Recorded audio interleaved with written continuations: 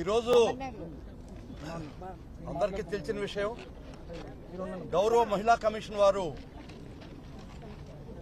గౌరవ అమర్నాథ్ గారికి నోటీస్ ఇచ్చి సమన్స్ ఇచ్చి ఈరోజు రమ్మని చెప్పడం జరిగింది. 3 గంటలకి మహిళా కమిషన్కి మేమందరం హాజరైనాం. వారు నోటీసులో కనపరిచిన ప్రతి అంశానికి మేము రాతపూర్వకంగా రిప్లై ఇచ్చాం. సుహృద్భావంతో జరిగింది. చాలా ఓపికగా కూడా విన్నారు వాళ్ళు. అవి సుహృద్భావంతోనే విన్నారు మా యొక్క వాదనలు. ఖచ్చితంగా మేము చేయాల్సింది మేము చేసాం. కానీ ఇంకొకటి మటుకు చెప్తున్నాం, ధర్మం 4 పాదాల మీద నడుస్తుందా, ఇక్కడ 2 పాదాల మీద అని అడిగాను. మీరు హోంమంత్రి గారిని ఏదంటే సమన్లు ఇచ్చారు. మా భారతమ్మ గారిని కానీ, రోజా గారిని కానీ, మేకతోటి సుచిత్ర వారిని కానీ, విడుదల రజనీని కానీ అసభ్య పదజాలతో దూషించిన వాళ్ళు మీరు పిలవరా, సమన్ చేయమని అడిగాను. అడిగితే 24వ తేదీ మాకు తాకీదులు వచ్చినాయి. దాని మీద ఇన్ఫర్మేషన్ వచ్చింది. అది మేము పరిశీలిస్తున్నామని గౌరవ ఉమెన్ కమిషన్ వారికి చెప్పడం జరిగింది. నేను మళ్ళా చెప్పాను, ఇది ఇల్లు అలగ్గానే పండగ కాదు. అమర్నాథ్ గారికి నోటీస్ ఇచ్చి సంతోషపడబాకండి.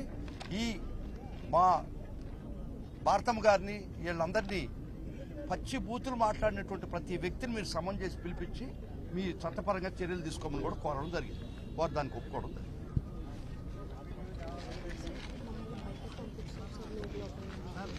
ముఖ్యంగా అండి వారు అడిగిన ప్రశ్నలకన్నీ రాతమూలకంగా సమాధానం చెప్పడం జరిగింది. వారి ఇష్టం, వాళ్ళు ఏ నిర్ణయం తీసుకుంటారు. తర్వాత ముఖ్యంగా ఇక్కడ విశాఖపట్నం నుంచి మహిళా న్యాయవాదులు కూడా అమర్నాథ్ గారితో రావడం జరిగింది. వారిని కూడా లోపలికి పోనీయకుండా అడ్డగిచ్చి పోయిన వ్యక్తులను కూడా అక్కడి నుంచి బయటికి పంపించినట్టు వైన చాలా బాధాకరం. నేను కూడా ఒక యుద్ధం చేస్తేనే లోపలికి పోవడం జరిగింది.